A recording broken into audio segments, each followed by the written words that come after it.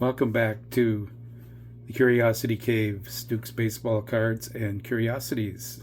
Today I'm going to show you some items that I found at the Gold Rush days in Rochester, Minnesota. It's three huge buildings from the former county fair, which is now being sold piece by piece to Mayo Clinic down in Rochester.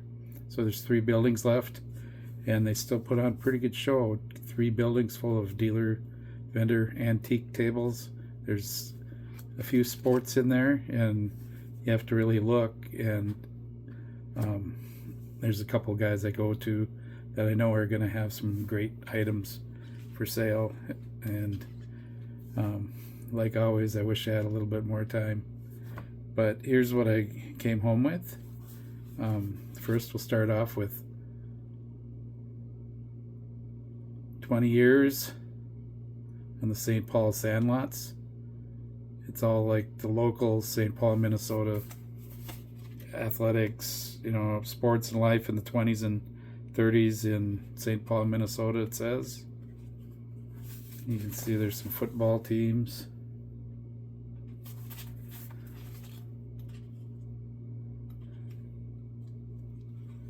But the key is there's a lot of baseball teams. There's also a few basketball teams. A lot of great stories in this book from 1940. Here's a list of baseball champions from St. Paul. It's a local item. It's a local treasure. Pretty cool. And in that lot also was the real Babe Ruth. And this is the one by Dan Daniel. Awesome cover, Babe Ruth with the fans looking over at him. Yep. Nice cover, nice back advertising cover for Louisville Slugger. And this was a tribute mag book from 1948, the year that he passed away. And it's published by Sporting News. A lot of good pictures of Babe from his career. Some action, some greatest moments.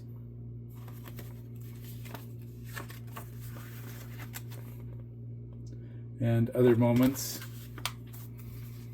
So that's kind of a cool one. And also in the lot was a 1950 Portland Beavers from the Pacific Coast League official schedule. Follow the Lucky Beavers. It looks like the radio station. No.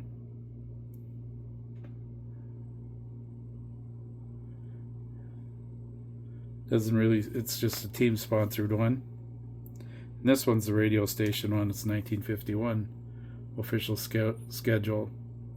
KWJJ, and follow the Beavers. So next I found this antique booth that had a lot of photos in it, and I was able to find this Joseph Ward photo of Ulysses S. Grant. Grant in Peace is the title. And I always try and get the CDVs with labels on the back. If they're blank, who knows if they're real or not. Here's a George Stinson and Company Publishers, Washington and Family.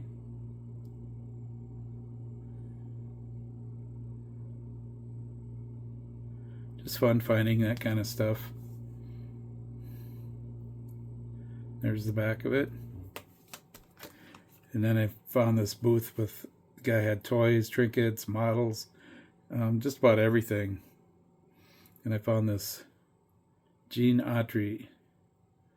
As you know, I've got quite a few Western exhibit cards and a few other Western items.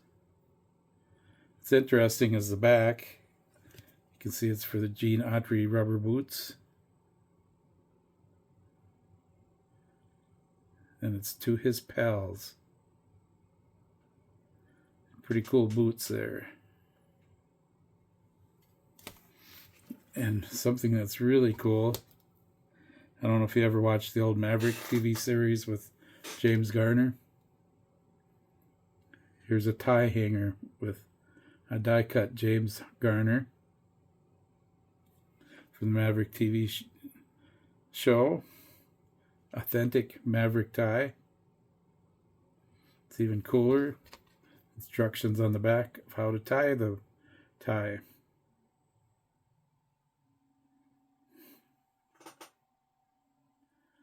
It's just cool that I was able to find something like that survived. Guess that's what you get at antique shows. You find items that survived. Here's another really cool item I found.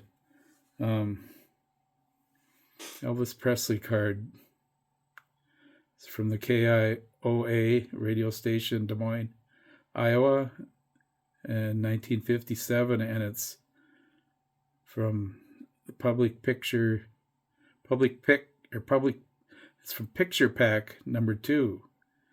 I've seen a few Picture Pack number 1 cards on eBay, but I've never seen the Picture Pack number 2 cards.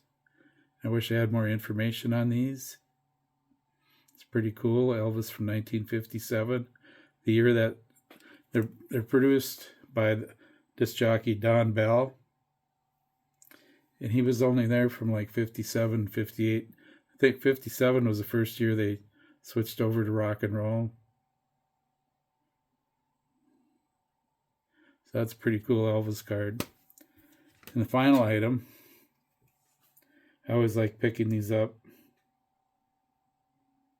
Hannon Publishing, 1906, Chicago White Sox. And they have Big Ed Walsh, Charlie Comiskey on the card.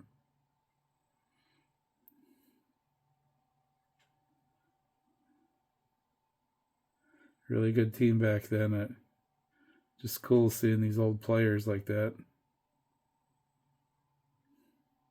1906 Chicago White Sox. There's Charlie up in the middle in the black suit with his typical hat. And it's 1906. There's no division on the back of the postcard. Back in the day, you could only write the address on the back of a postcard. And any additional writing would have to be on the front of the postcard. So kind of lucky to find an unused one.